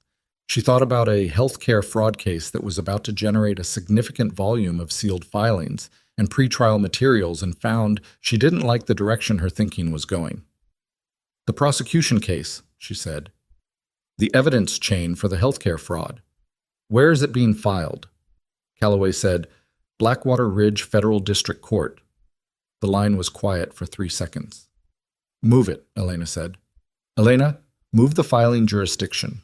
Not because the case is weak, because you have a known contractor with known access to that courthouse and a shell vehicle that was already on the ground here before any of this started, and you don't yet know what they've been doing inside that building for 14 months. Calloway said, I can't unilaterally redirect a federal filing. No, Elena said. But you can brief your supervisor in the next 20 minutes about a potential security concern with the designated venue, and your supervisor can make a call, and that call can happen before close of business today. Silence on the line. Then, you know this makes the case more complicated. Complicated is recoverable, Elena said. Compromised isn't. Another silence. Longer. I'll brief up, Calloway said. At 2 p.m, federal agents formally arrested Victor Hale in his office at Silver Creek Medical Center. He was not, at that moment, in the middle of a statement or a negotiation or anything that could be read as cooperation. He was standing at his office window looking at the parking lot below, and he had been standing there, according to the agent posted outside his door, for approximately 40 minutes. Ogilvy was with him. When the agents came in, Hale turned around and his face had the look of a man who had spent 40 minutes watching the parking lot waiting for something to arrive that had not arrived. The contractor's people were not coming. He had understood this somewhere in the last 40 minutes, which was about how long it took for a man accustomed to having a reliable infrastructure of protection to recognize that the infrastructure was gone. They read him his rights in his own office, in front of the hospital's chief of staff, who had been notified 20 minutes earlier, and who stood in the doorway with the expression of a man who had suspected something was wrong for a long time and had made the air of deciding that suspicion without evidence wasn't actionable. Hale did not say anything during the reading. He did not make any additional inadvertent confirmations. He put his hands out for the cuffs with the mechanical compliance of a man who had accepted that the next several years of his life had just been restructured around him and was beginning to calculate his options within the new parameters. They walked him out through the hospital's main corridor rather than a service exit, not deliberately. That was simply the most direct route to the exit. But the effect was that the staff who were in the building, the nurses and techs and clerks and residents and the transport workers and the dietary staff and everyone else whose ordinary working day had been disrupted and bewildered by federal investigators on 3 floors and military vehicles in the parking lot, all of them saw Victor Hale being walked out of his own building in handcuffs. Elena was not in the main corridor. She heard about it from Tricia Mott, who texted her 3 words: "They took him." She was in the 4th floor charge room, at the same workstation she'd used that morning and 2 mornings before, writing her formal statement for Callaway. It was painstaking work, not because the facts were unclear, but because a formal statement had to be precise in a way that ordinary conversation didn't. And every word she put down was a word that might eventually be read by a defense attorney looking for inconsistencies, and she was not going to hand anyone an inconsistency she could avoid. She had been writing for an hour and 40 minutes when Waverly knocked on the open door and came in. "The second missing patient," he said. "Ezra Tillman, 67. He was found at a private residence in the rural district outside the city. He'd been discharged from the unlicensed facility 2 weeks ago and had gone to stay with a relative. He's alive. Some complications from unmanaged diabetes, but he's stable." She let herself exhale. "The third," she said. Waverly's face did the thing. "Margaret Ewan," he said. 79. She passed away 4 weeks ago at the Hillcroft facility. Cause of death listed as natural causes. The death certificate was signed by a physician who, per our check 30 minutes ago, had his medical license suspended in another state 2 years ago and is not authorized to practice in this state. Elena put the pen down. She sat with that for a moment. 79 years old. A woman who had gone to a hospital, signed a form she probably didn't fully understand, been transferred, and died in an unlicensed facility attended by someone who had no legal authority to sign her death certificate. "Is the cause of death being reviewed?" she asked. "State medical examiner has been notified. They're treating it as a potentially wrongful death pending investigation." He paused. "Elena, that's a homicide charge basis if the review supports it." She nodded. She picked the pen back up. "How are you doing?" Waverly asked. He'd asked her a version of this question twice today, and both times she'd given him a functional answer. He was asking again, which meant he'd decided to keep asking until he got something more honest. "I'm thinking about Margaret Ewan," she said. "I'm thinking about what 11 weeks earlier would have meant." "You didn't know about the trial until month 3, he said. "You couldn't have moved faster than you moved." "I know that. Does knowing it help?" She looked at him. "It helps with the parts I can use it on." She turned back to the statement. "It doesn't help with the rest." He stayed in the doorway for a moment, then nodded and left. At 4:17 in the afternoon, Preston Ogilvy, who had been in a separate interview room for the past 2 hours with a task force attorney, asked for a 15-minute break, used the break to call a colleague at a different firm, and then returned to the interview and said that he wished to make a proffer. A proffer, in federal practice, was a statement made by a party or their attorney about what that party could offer in exchange for consideration in charging decisions. It was, more simply, the point at which someone decided they knew things the government wanted to know more than they wanted to protect the people those things were about. Ogilvy's proffer lasted 47 minutes. Elena received a summary of it from Callaway at 6 in the evening, stripped of the privileged material, and focused on the elements that directly related to her documentation. The contractor's subsidiary was not a subsidiary in the conventional sense. It was a purpose-built entity that had been created 5 years ago by 3 principals, one of whom held a board position at a federal contracting company that had been awarded approximately $200 million in government healthcare modernization contracts over the past 4 years. The clinical trial fraud was one revenue stream. It was not the largest one. The largest one involved billing for services across the 7 hospital systems that the contractor had embedded itself in. Services that were partly real and partly fabricated, a ratio that had been carefully maintained to stay beneath the threshold that typically triggered a detailed audit. And the federal courthouse access, Calloway's voice had a quality when she got to this part that was controlled in a way that suggested the control was work.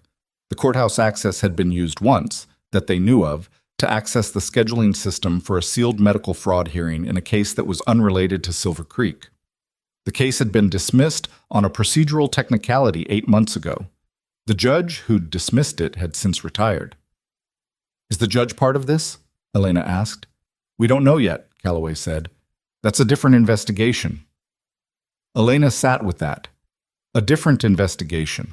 The thread she'd pulled had attached to other threads, and the total weight of what was attached was larger than she'd known when she'd started pulling, which was the nature of these things, and which she had understood intellectually, but which felt different now that she was sitting inside it.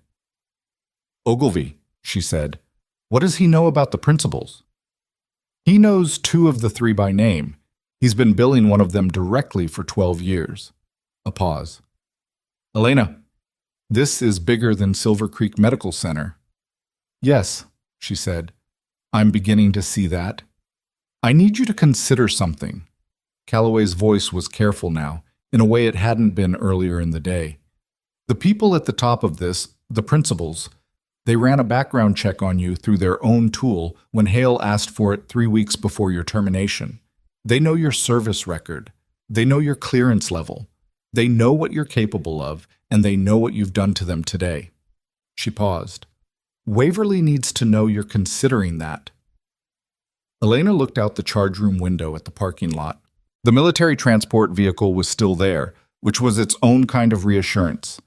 The light had shifted to late afternoon, the long, flat light that came over the mountains at this hour and made everything in Blackwater Ridge look like it was made of the same material: concrete, asphalt, siding, all of it turning the same shade of amber. "I'm considering it," she said. She ended the call. She sat for a moment. Then she pulled up her statement document and read the last paragraph she'd written. Her phone buzzed.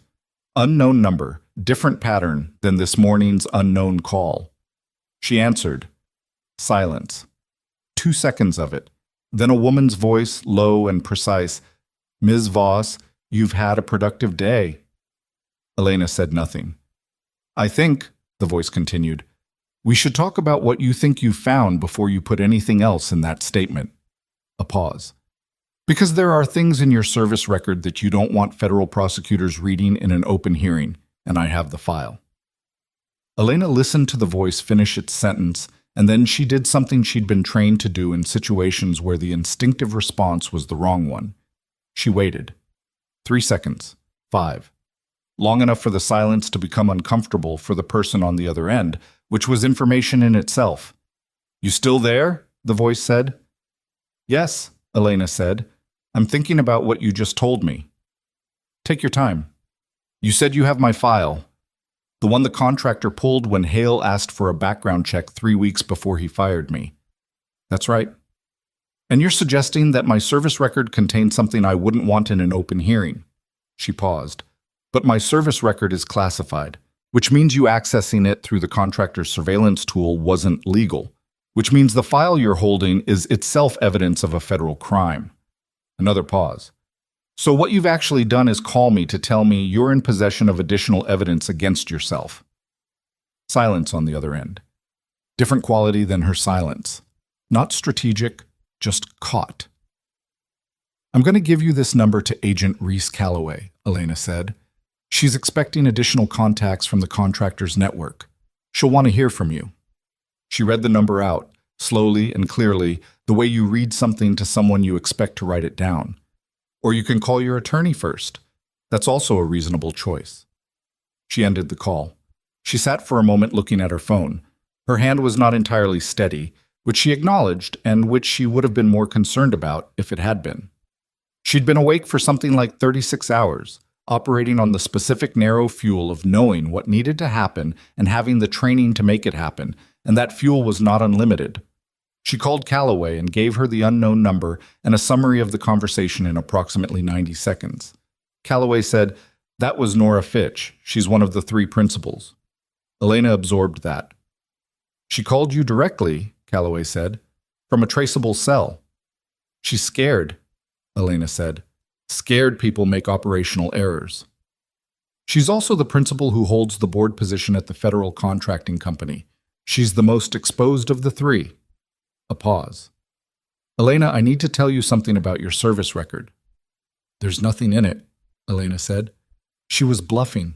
"My record is classified, which means she doesn't know what's in it, which means she can't use it except as a threat. And a threat only works if the person being threatened doesn't know it's empty." She paused. "She was hoping I'd panic and stop talking to you." Calloway was quiet for a moment.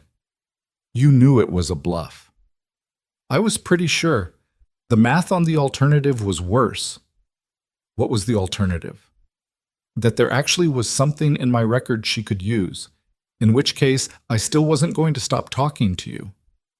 Elena looked at the statement on the screen in front of her. "Calloway, how many of the other 6 hospital systems have been hit today?" "All 6. Simultaneous entries at 4 this afternoon. We have arrest warrants for 11 individuals across the network. 4 are in custody. 3 more are expected by end of day.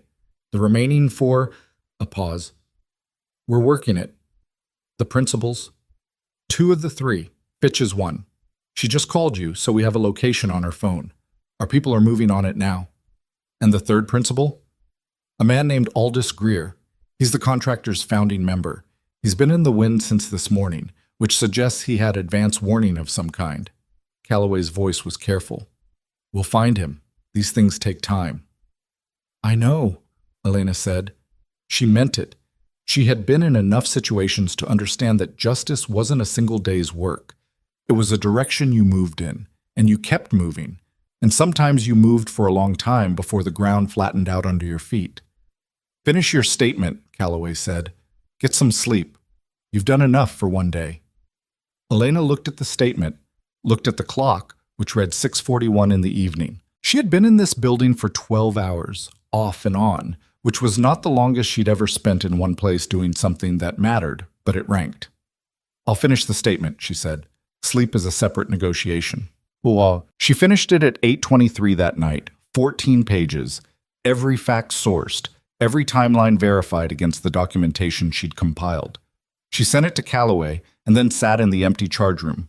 The floor had quieted, the shift change had happened, the day nurses were gone, and the night staff were doing their work with the particular focused quiet of people who kept the building alive while the rest of the world slept. And she thought about whether there was anything she'd missed. She ran through it methodically. The clinical trial documentation, the billing records, the subsidiary routing chain, the ledger, Okafor, the courthouse access, Fitch's call. She looked for gaps.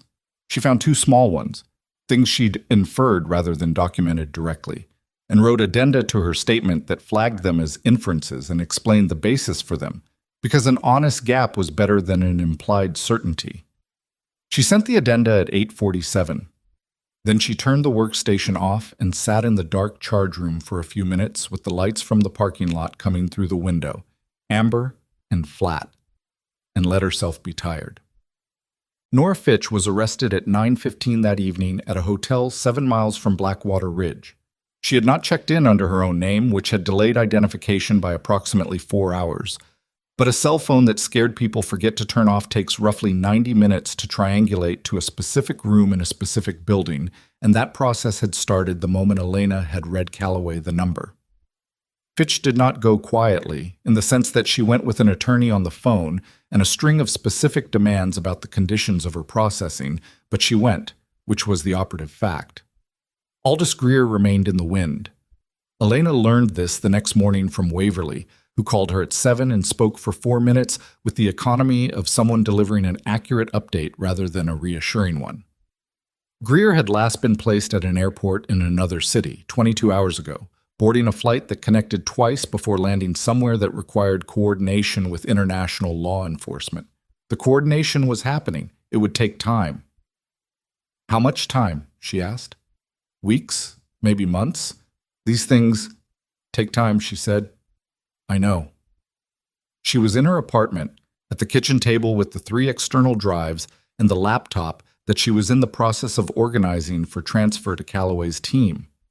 Outside, the morning was coming in gray and slow over the mountains, the kind of morning that Blackwater Ridge got in the late season when the air had a weight to it, and the light took longer than it should to arrive. Elena, Waverly said, there's something else. She waited. The hospital board met last night. Emergency session, 3 hours. They've removed Hale's administrative team, pending investigation, and they've requested military oversight of administrative operations for the transition period. He paused. They asked for you. She was quiet. Not officially, he said. Not through channels. One of the board members called my commander this morning and asked whether you would be willing to consult on the transition. Clinical oversight, making sure the patients currently admitted are being cared for correctly while the administrative situation is sorted. Another pause. You'd have real authority, not a nursing badge, an actual oversight role. She looked at the kitchen table, at the drives and the laptop and the empty coffee mug she'd been working next to for 11 weeks. At the legal pad where she'd written, in her own handwriting, names and numbers and routing codes and patient enrollment dates, the whole architecture of what she'd been building, sitting there in her own hand like a map of somewhere she'd traveled through and was now looking back on from the far side. Give me a day, she said. Take what you need. She went to see Franklin Okafor that afternoon. He was in the cardiac unit on the 3rd floor. The actual 3rd floor, the one with working lights and nursing staff and monitored beds. And he was sitting up with a tray table in front of him and a cup of juice he'd been drinking. He was a large man, solidly built, with gray at his temples, and the careful movements of someone who'd been told recently that his body had been through something and who was still calibrating the new parameters. He looked at her when she came in. He'd been told she was coming.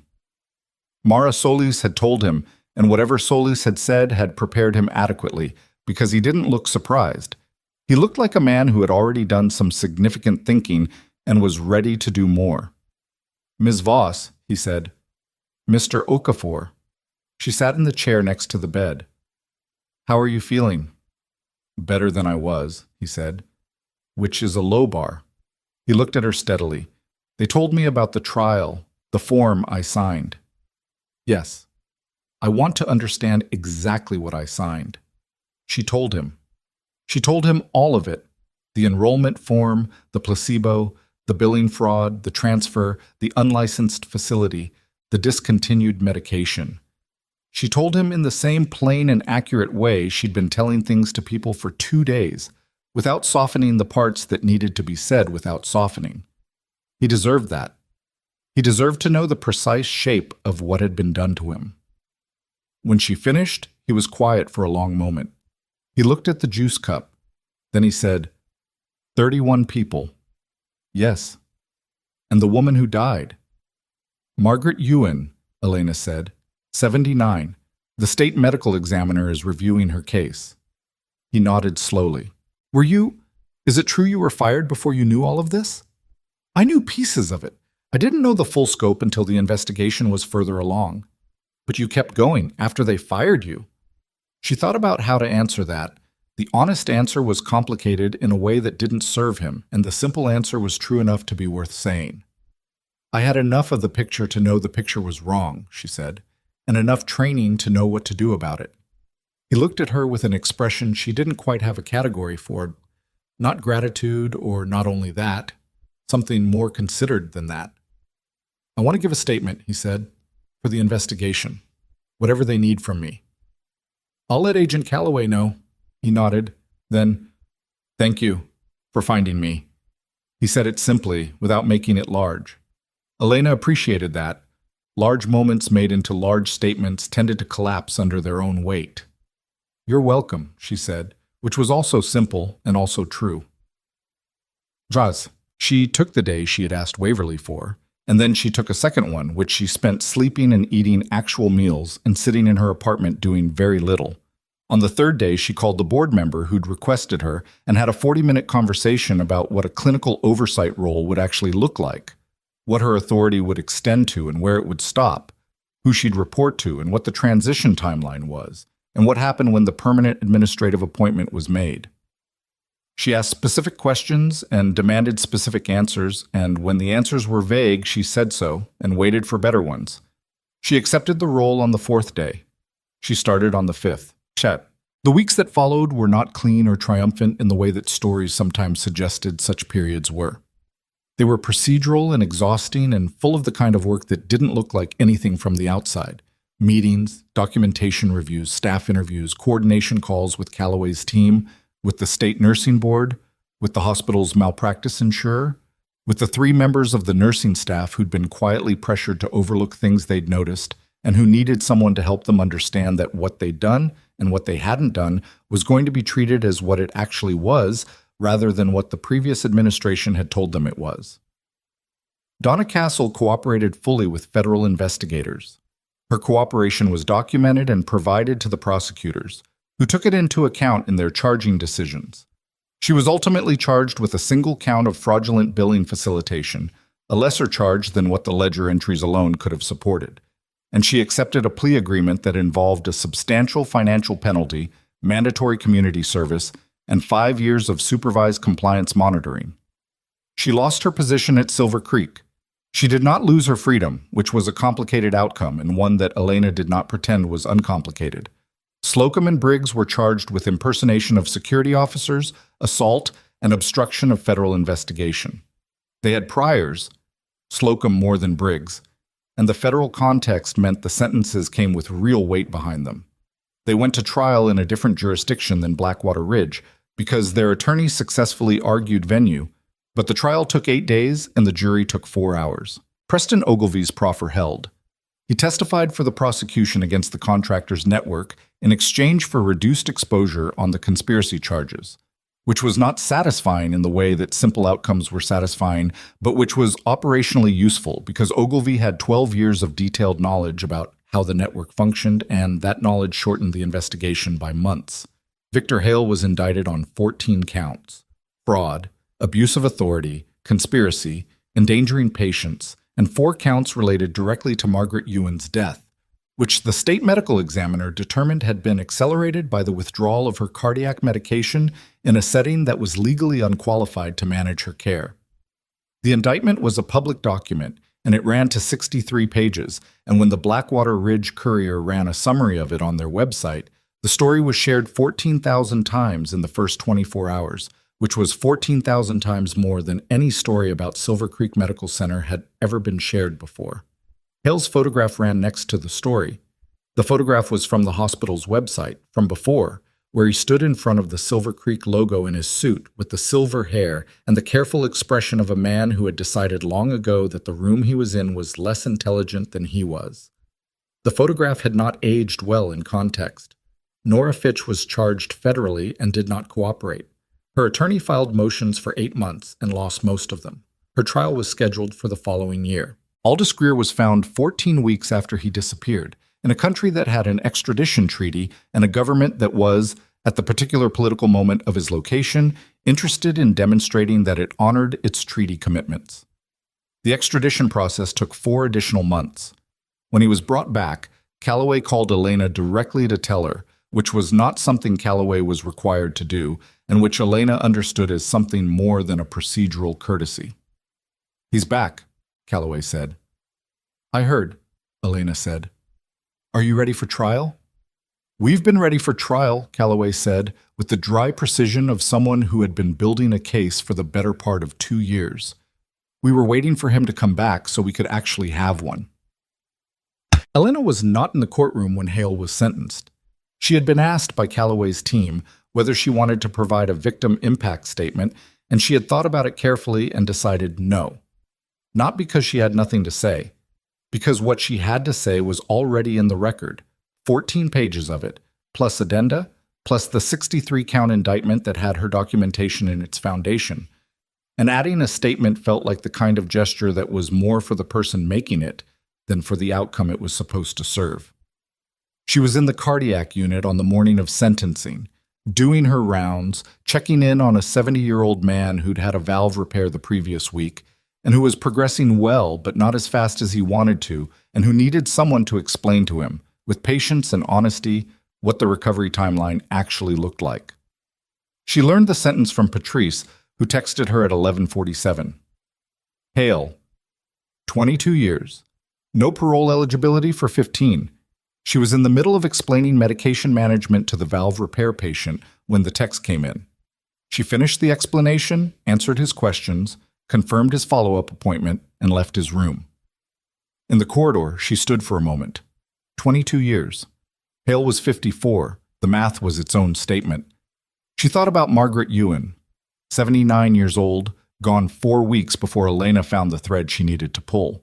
She thought about the form Ewan had signed that she probably hadn't fully understood, and the bed she'd ended up in at Hillcroft, and the physician without a license who'd signed her death certificate. She thought about how easy it was, in the aftermath, to construct a narrative in which the outcome felt inevitable. Inevitable that Hale would face consequences. Inevitable that the network would unravel. Inevitable that the people who'd been hurt would eventually get something that resembled justice. Easy to tell the story that way, and wrong to do it, because it would erase the 11 weeks of uncertain work and the chance that it could all have gone differently, and it would erase Margaret Ewan in the process. She didn't want to erase Margaret Ewan. She walked back to her office, a real office now with her name on the door, plain letters on a plain placard, nothing decorative about it, and she sat down and looked at the window that faced east, toward the mountains that framed Blackwater Ridge on one side, and she let herself feel the weight of the day without deciding what it meant yet. Waverly came to Blackwater Ridge one more time, about 3 months after sentencing.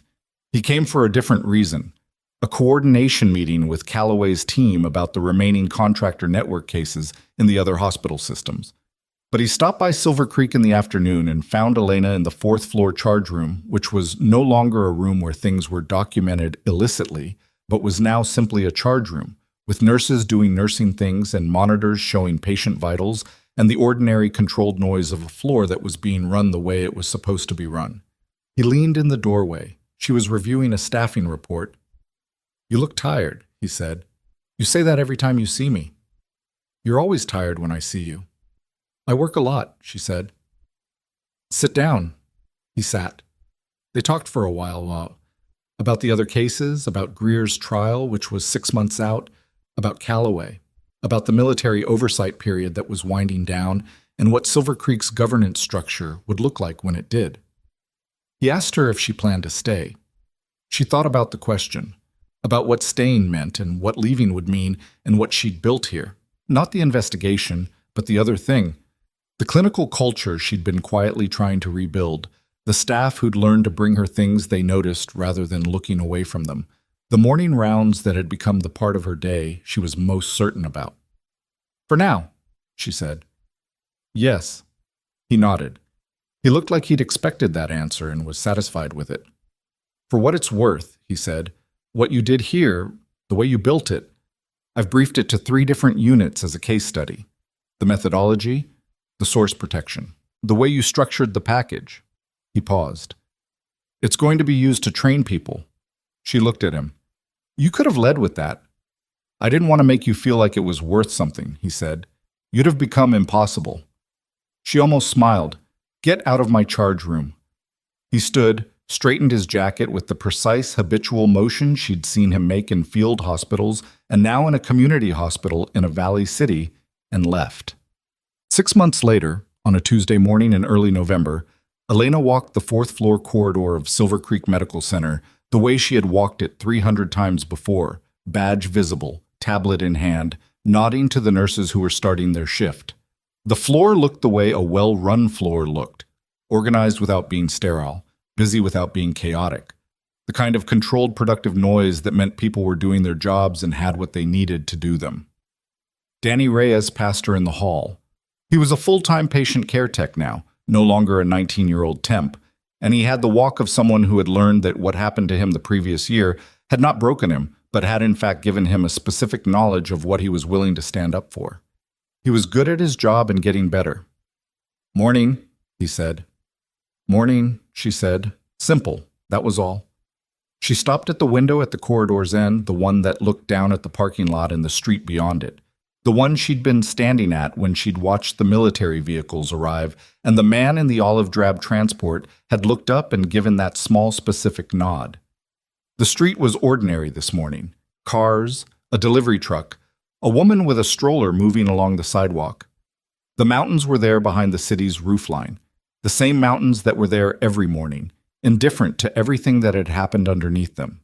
She thought, as she sometimes did in the specific quiet of early morning, about the version of herself who had walked out of Victor Hale's office 11 months ago with a severance offer and a neutral reference and an assessment of options that had taken 30 seconds in an elevator. She thought about the gap between what Hale had seen when he looked at her and what was actually there, the gap between the quiet nurse with the plain scrubs and the woman who had spent years building exactly the skills and discipline she was about to apply to his destruction. He had looked at her and seen nothing that gave him pause. That was the mistake. Not the only one, but the first one, the one that made everything else possible. She had spent most of her professional life being underestimated by men like Victor Hale, men who organized the world according to what was visible on the surface and had no framework for anything that operated beneath it, men who confused quiet with weakness, patience with passivity, competence without ego with the absence of competence. She had learned early that this was not an obstacle. It was a condition of engagement. You worked within it and you used it, and you did not spend energy being angry about it because anger was expensive and what you were doing required the money. But she also knew something else now, standing at this window with the ordinary street below her and the sound of the floor beginning its day behind her. She knew that the reason she'd kept going, through the 11 weeks, through the firing, through the days when the documentation seemed to lead somewhere and then circled back on itself, was not training. Training was the tool. It was not the reason. The reason was Franklin Okafor, who had signed a form he didn't understand while recovering from a cardiac event. The reason was Margaret Ewan, who had died in a facility that had no legal right to her care. The reason was Danny Reyes, 19 years old, slammed against a wall for a file code, with nobody on that floor willing to say a word until someone at the end of the corridor picked up her tablet and put it down and walked toward the problem. Power that announces itself is often afraid. The kind that doesn't announce itself. The kind that simply shows up when something needs to be done and does it. That kind is built from something quieter and harder to manufacture than rank or title or the kind of authority that gets framed on walls. She turned from the window and walked back toward the nurse's station, where the morning briefing was starting, where the people she worked with were gathered around a whiteboard with the day's patient load and the night shift handoff and all the ordinary urgent work of keeping people alive. She was tired. She was going to be tired for a while yet. There was still Greer's trial, still the other hospital systems, still the 2 members of the nursing staff at Silver Creek whom she was helping navigate the regulatory review process, still the 47 things on her desk that needed attention before noon. She picked up her tablet. She walked into the briefing. She was exactly where she was supposed to be.